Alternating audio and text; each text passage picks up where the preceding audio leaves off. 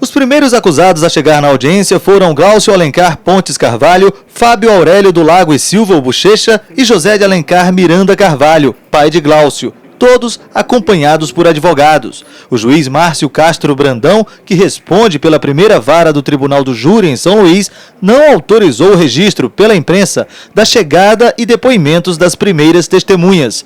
Em média, serão 15 testemunhas por dia, num total de 55. As audiências das testemunhas de acusação, que começaram no dia 28 de janeiro deste ano, foram suspensas por uma liminar concedida pelo Tribunal de Justiça do Maranhão.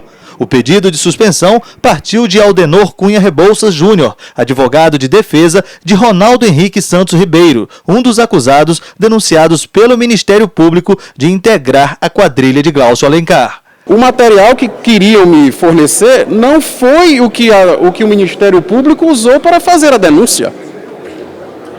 Essa é a razão, não é a intransigência do advogado. Não, eu desejo o material auditivo que a acusação utilizou. E não esse que a polícia mandou agora. Porque a polícia só mandou em novembro o relatório conclusivo. Então, foram essas circunstâncias que levaram o tribunal a verificar que houve cessamento de defesa e conceder a ordem em favor de Ronaldo. A continuidade dos depoimentos só foi possível após decisão da Justiça, que acatou o pedido do Ministério Público e suspendeu os efeitos do habeas corpus impetrado por Aldenor Rebouças. Agora, o processo tramita em 3 fases. Na primeira fase serão ouvidas as testemunhas de acusação, de defesa e interrogatório dos acusados. Na segunda fase, o Ministério Público e Defesa apresentam alegações finais em relação a cada um dos acusados. E na terceira fase, após ouvir todas as provas, o juiz faz a pronúncia para que os acusados sejam submetidos a julgamento perante o Tribunal do Júri.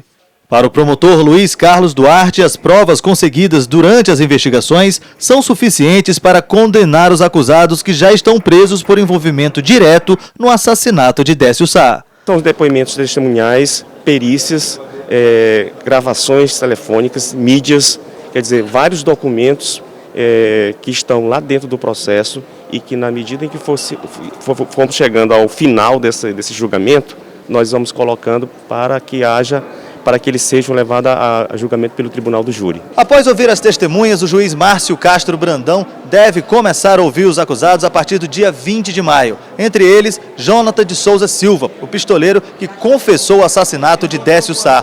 De acordo com o advogado de Jonathan, o mesmo se considera arrependido e estaria disposto a contribuir com as investigações e que teria ainda informações nunca antes reveladas, que poderiam trazer novos desdobramentos ao caso. O contato meu inicial foi lá no presídio de Campo Grande, que já fui lá 2 vezes.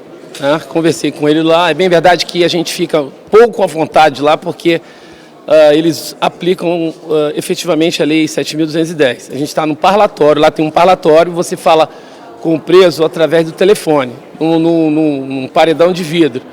E aí, neste parlatório, ele não ficou tão à vontade para conversar, mas eu vou requerer ao juízo aqui, por força da própria Lei Instrumental Penal, que eu tenha tempo reservado para conversar com ele, para que ele possa esclarecer os pontos que não estão duvidosos ainda, que a gente precisa trabalhar, que é para, na hora da instrução aqui, nós fazemos a nossa parte. Ele disse que ainda tem detalhes a serem revelados, que no momento oportuno ele vai dizer.